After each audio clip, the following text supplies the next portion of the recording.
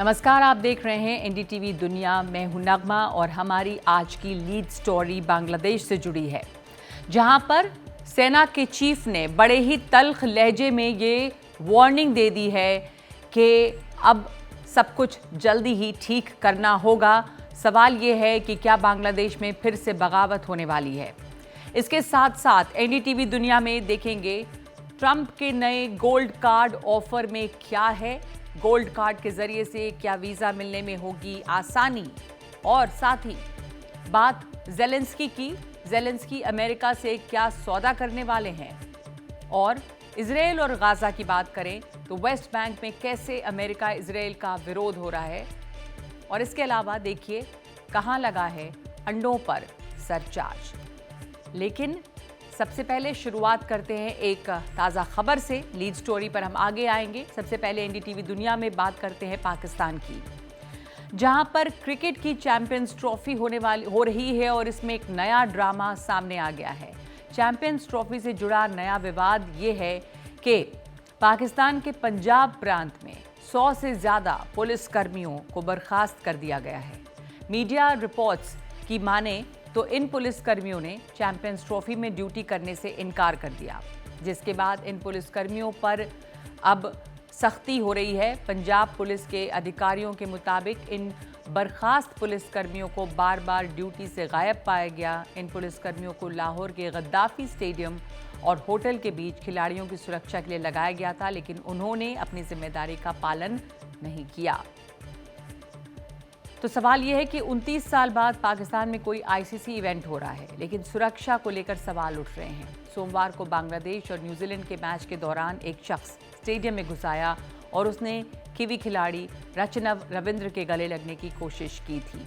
तो इसे लेकर सवाल उठ रहे हैं कि आखिर सुरक्षा को लेकर किस तरह के कदम उठाए जा रहे हैं। आगे बढ़ते हैं अब इस खबर से और बात करते हैं हमारी लीड स्टोरी की, जो है बांग्लादेश की। क्या बांग्लादेश में फिर से कुछ नया हो रहा है? क्या वहां पे एक हलचल है?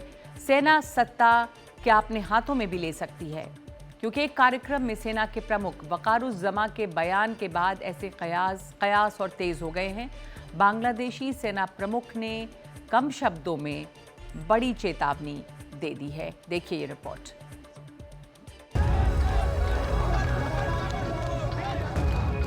बांग्लादेश में सियासी हलचल एक बार फिर तेज हो रही है।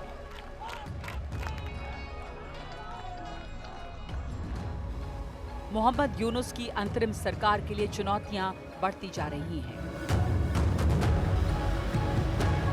सबसे बड़ी चुनौती आई है सेना की तरफ से। आर्मी चीफ वकारुज़्ज़मा का बड़ा बयान आया है। उन्होंने कहा है कि मैं देश को सुरक्षित हाथों में देखना चाहता हूं। बीते 7-8 महीनों में मैंने काफी कुछ झेला है। मैं चेतावनी दे रहा हूं, बाद में ये मत कहना कि मैंने आगाह नहीं किया। अगर आप अपने मतभेदों को भुलाकर मिलकर काम नहीं करते और एक दूसरे पर आरोप लगाते हैं तो देश की स्वतंत्रता और संप्रभुता खतरे में पड़ जाएगी। मंगलवार को पिलखाना नरसंहार की बरसी पर आयोजित एक कार्यक्रम में सेना प्रमुख शामिल हुए, जिसमें उन्होंने ये भी कहा कि मैं सिर्फ आपको वार्निंग दे रहा हूं, इसके पीछे कोई निजी एजेंडा नहीं है। मैं देश की भलाई में ये बात कर रहा हूं। मैं सिर्फ शांति बहाली चाहता हूं। उन्होंने ये भी कहा कि देश में जब तक चुनी हुई सरकार नहीं बनती, तब तक सेना ही बांग्लादेश की कानून व्यवस्था देखेगी।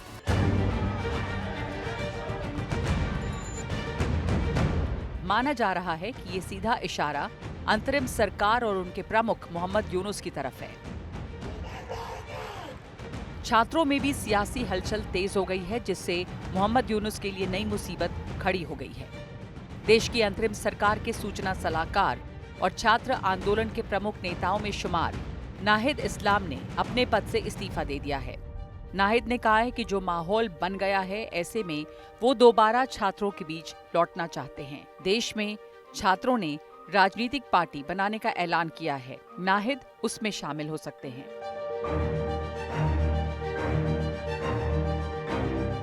बांग्लादेश में अंतरिम सरकार कई मोर्चों पर नाकाम रही है। अल्पसंख्यकों और हिंदुओं पर अत्याचार रुक नहीं रहा। भारत के विदेश मंत्री एस जयशंकर कह चुके हैं कि बांग्लादेश सरकार के लोग रोज भारत पर बेतुके आरोप लगाते हैं। बांग्लादेश को तय करना होगा कि वो क्या चाहता है। अब अंतरिम सरकार से छात्र नेता अलग हो रहे हैं।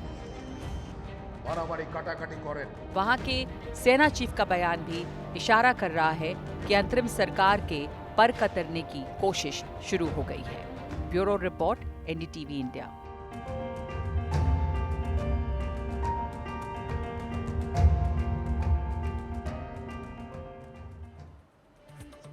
तो सवाल है कि क्या कई मोर्चों पर यूनुस सरकार फेल हो रही है। राजनीतिक अस्थिरता का दौर बना हुआ है। कानून व्यवस्था पर सवाल उठ रहे हैं। आर्थिक मोर्चे पर भी देश कमजोर होता चला जा रहा है। सेना में भी नाराजगी है और छात्र नेता भी अब नाखुश दिख रहे हैं। इसके साथ साथ हिंदुओं पर और दूसरे अल्पसंख्यकों पर लगातार अत्याचार हो रहे हैं और साथ ही बांग्लादेश ने भारत के साथ भी अपने संबंध बिगाड़े हैं। उधर चीन का प्रभाव भी बढ़ता जा रहा है। लेकिन इससे ये सवाल उठता है कि अब बांग्लादेश को चुनना होगा कि वो किस राह जाना चाहता है।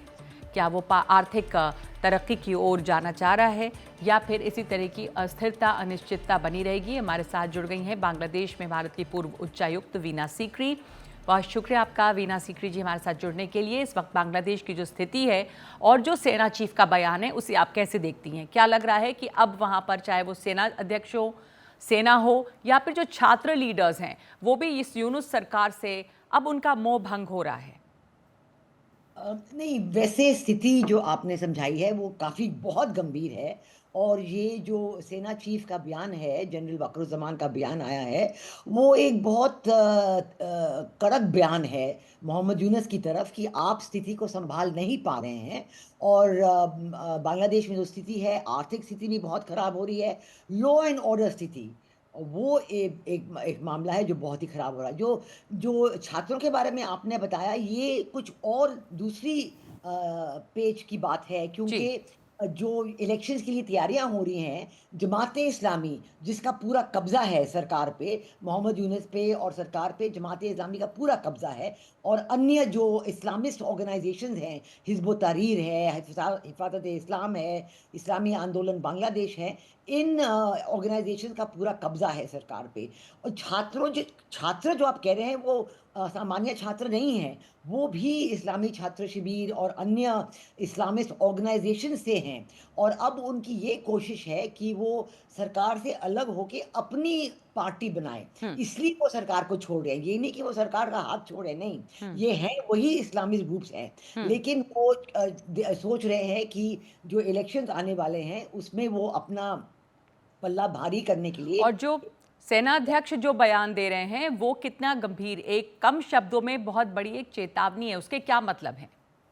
जो चेतावनी वो दे रहे हैं वो ये है कि सेना ने अपने तरफ से इंतरिम सरकार को बसाया है और उन्होंने कहा था कि हम आपके साथ पूरी कोऑपरेशन करेंगे और हम चलाएँगे सरकार। फिर जो इलेक्शंस की देर होती गई, जी। उसमें से लोग जो सामान्य आवाम है वो बहुत नाखुश हैं।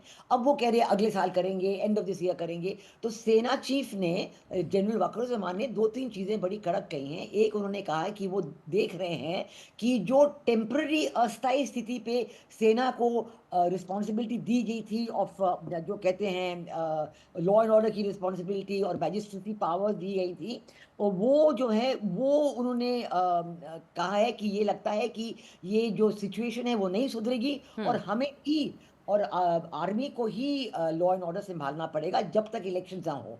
एक, उन्होंने ये साफ कहा है कि वो ही रहेंगे, वो अभी अपने बैरक्स में नहीं जाएँगे, क्योंकि पहले वो तो सिर्फ़ 90 दिन के लिए छोटे-छोटे समय के लिए दे रहे थे रिस्पॉन्सिबिलिटी आर्मी को। लेकिन अब उन्होंने कहा है कि हम ही रहेंगे और हम ही सँभालेंगे जब तक इलेक्शंस ना हो। एक ये बड़ी बात उन्होंने कही है। दूसरी, उन्होंने ये बात कही है कि क्यों हम आपस में लड़ रहे हैं, और वाक़ई जो अंदरूनी स्थिति बांग्लादेश में है, ये जो छात्र जो एडवाइज़र्स रिजीम से अलग होके अपनी पार्टी बनाना चाहती है, उनमें भी फूट है। वो जी। अपने आप को मार-पीट करके कौन इसमें नंबर 1, नंबर 2, नंबर 3 रहेगा, उसमें हो रहा है। हम्म। फिर इस्लामी छात्र शिविर में भी और बीएनपी के जो यूथ विंग है, उसमें भी क्लैशेस हुए हैं, लोगों की मारपीट हुई है और मतलब लॉ एंड ऑर्डर सिचुएशन इतनी खराब है कि जो पार्टीज़ नॉर्मल पार्टीज़ हैं, रजिस्टर्ड पार्टीज़ हैं, वो भी अपने आप में एग्रीमेंट नहीं कर सकती कि कौन क्या करेगा। तो यही जनरल वक़ार ज़मान ने समझाया है कि ये स्थिति हम क्यों कर रहे हैं? हम क्यों ऐसे अपने आप में लड़ रहे हैं? हम क्यों नहीं इकट्ठे होके इलेक्शन की तरफ बढ़ें? उन्होंने ये बहुत इशारा किया है कि वो चाहते हैं कि इलेक्शंस जल्दी हों। हुँ, हुँ। यही जो डॉक्टर यूनुस कही जा रहे हैं कि पहले हम रिफॉर्म्स करेंगे, फिर तो इलेक्शन ये करेंगे। ज़रूर है कि ये मोहम्मद यूनुस सरकार पर एक तरह से दबाव है कि वो इलेक्शन जल्दी करें, क्योंकि बांग्लादेश में जो कानून है और जो संविधान है उसके मुताबिक भी इस तरह की अंतरिम सरकार की कोई गुंजाइश नहीं थी। बहरहाल अंतरिम सरकार चल रही है जी, और और जल्द से जल्द वहाँ पे इलेक्शंस होने हैं। हाँ जी, और एक बात बड़ी बात जो उन्होंने कही, वो ये कि उन्होंने अपनी नाराज़गी जताई है यूनुस की सरकार के साथ। जी। ये सबसे बड़ी बात है, उन्होंने हुँ। उनको कहा है कि आप तो सँभालने वाले थे, आपको इसलिए लाया गया है कि अब चीज़ें सँभालेंगे, लेकिन अब ये साफ ज़ाहिर होता है कि जनरल वक़ार के बयान से कि उन्होंने कहा है कि डॉक्टर यूनुस जी। आप अपना काम नहीं कर पा रहे हैं हाँ, ये और साफ है। अगर आप अपना काम नहीं कर पाएँगे तो हम जो हैं सेना जो है, आर्मी जो है, आर्मी चीफ जो है वो जी। और ज़्यादा रिस्पॉन्सिबिलिटी लेंगे तो ये और करूँ हो जाए। तो ये वहाँ पे बड़ा सवाल है और ये साफ है कि वो वहाँ की सरकार पर उंगली उठा रहे हैं, कह रहे हैं कि आप जो हैं अपना काम नहीं कर पा रहे हैं और ये दिख रहा है। इसलिए ये सवाल भी है कि क्या अब सेना का दखल कुछ बढ़ेगा। धन्यवाद आपका वीना सीकरी हमारे साथ जुड़ने के लिए। बांग्लादेश में अस्थिरता जो है वो है और इस वक्त ये ज़रूर हो रहा है कि क्या वहाँ पर सेना का दखल बढ़ेगा। आगे बढ़ते हैं दूसरी खबर पे और बात करते हैं अमेरिका और डोनाल्ड ट्रंप के एक और फैसले या ऐलान की। राष्ट्रपति डोनाल्ड ट्रंप ने एक नई योजना की घोषणा कर दी है। ये भी एक तरह की वीज़ा योजना है और ये योजना है गोल्ड कार्ड की। लेकिन ये फ्री नहीं है, इसके लिए $5 मिलियन खर्च करने होंगे। $5 मिलियन अगर आप दे सकते हैं तो आपको मिल सकती है अमेरिका की नागरिकता। कैसे और किनको मिल सकती है, देखिए इस रिपोर्ट में।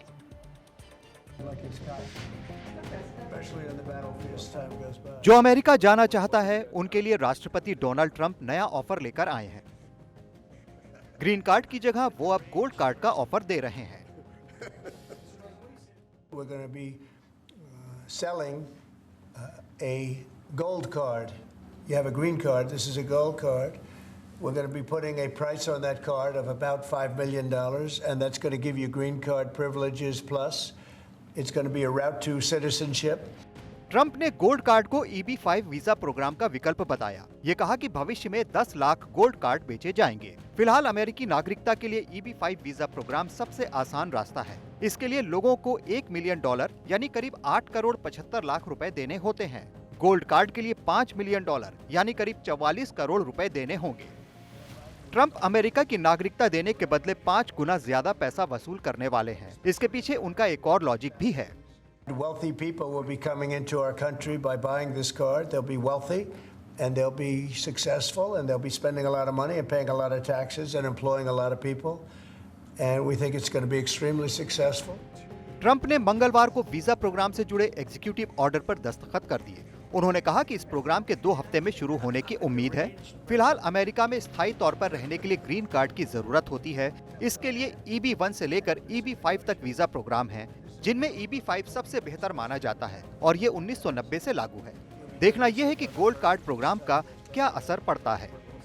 Bureau report, NDTV India.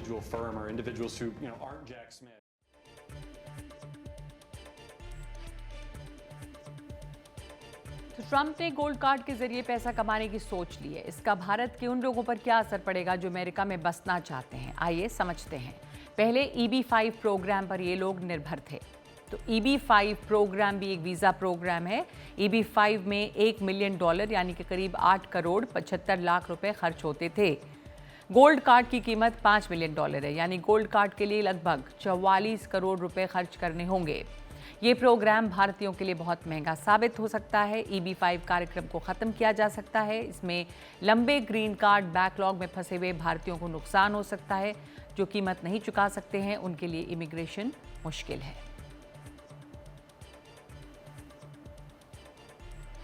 और रूस से जंग में अमेरिका ने यूक्रेन की करोड़ों डॉलर्स और हथियारों से मदद की, लेकिन ट्रंप ने राष्ट्रपति बनते ही साफ कर दिया कि अब वो ऐसा नहीं करेंगे। अमेरिका ने मदद के बदले यूक्रेन पर खनिज सौदे का दबाव बनाया है। अब लगता है कि यूक्रेन के राष्ट्रपति ज़ेलेंस्की इस दबाव के आगे झुक गए हैं। वो अमेरिका जा रहे हैं, जहां इस सौदे पर दस्तखत हो सकते हैं। 3 साल से रूस से चल रही जंग में यूक्रेन को खासा नुकसान हुआ है। उसके बड़े हिस्से पर रूस ने कब्जा जमा लिया है। यूक्रेन पूरी तरह से यूरोपीय देशों और अमेरिका पर निर्भर रहा है, फिर चाहे वो पैसे हों या फिर हथियार। लेकिन ट्रंप ने राष्ट्रपति बनने के बाद यूक्रेन को सीधे सीधे कह दिया कि अब वो पैसा नहीं देने वाले। खबरों के मुताबिक अब शुक्रवार को ज़ेलेंस्की अमेरिका जाने वाले हैं। ज़ेलेंस्की और ट्रंप के बीच बैठक होगी।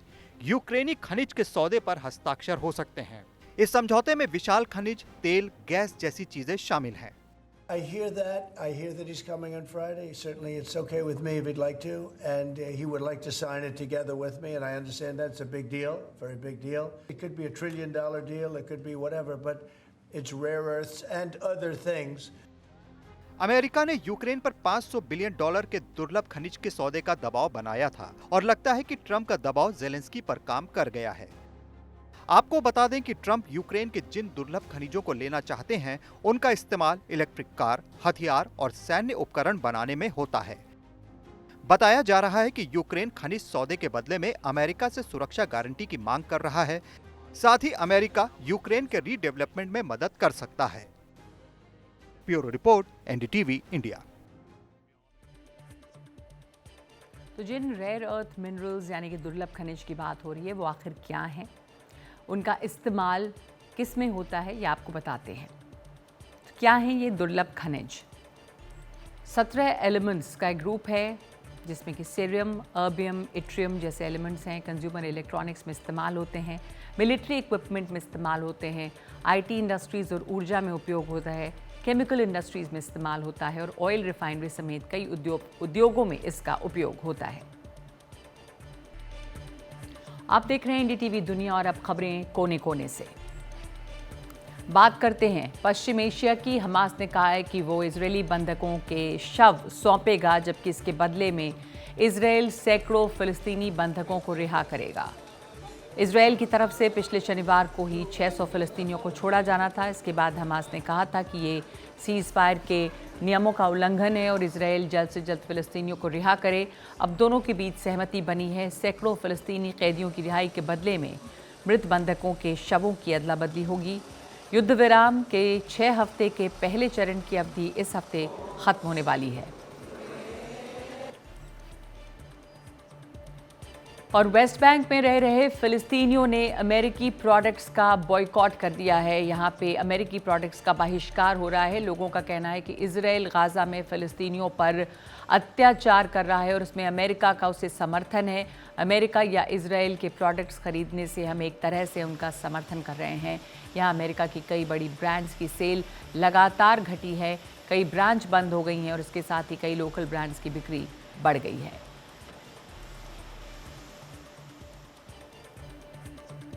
अमेरिका के कैलिफोर्निया के कुछ रेस्टोरेंट्स ने अब अंडों पर सरचार्ज लगाना शुरू कर दिया है। दरअसल यहाँ पर एवियन फ्लू के चलते अंडों की कमी हुई, इसके बाद इनके दाम बढ़ने लगे।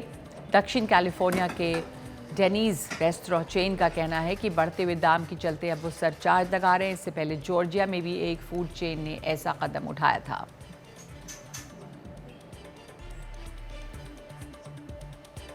और आइए अब देखते हैं आज का वीडियो। अमेरिका के जॉर्जिया में ज़बरदस्त बर्फबारी हो रही है। कई जगह 2.5 मीटर तक बर्फ है। दर्जनों इलाके मुख्य मार्ग से कट गए हैं। कई जगह बिजली गुल है, ट्रांसपोर्ट रुका हुआ है, गाड़ियां नहीं चल रही हैं। और बटुमी इंटरनेशनल एयरपोर्ट पर इतनी बर्फ गिरी है कि एक जगह दीवार गिर गई। मौसम विभाग के मुताबिक अगले कुछ दिन और ऐसा ही माहौल रहने वाला है। तो एनडीटीवी दुनिया में आज के लिए इतना ही। नमस्कार।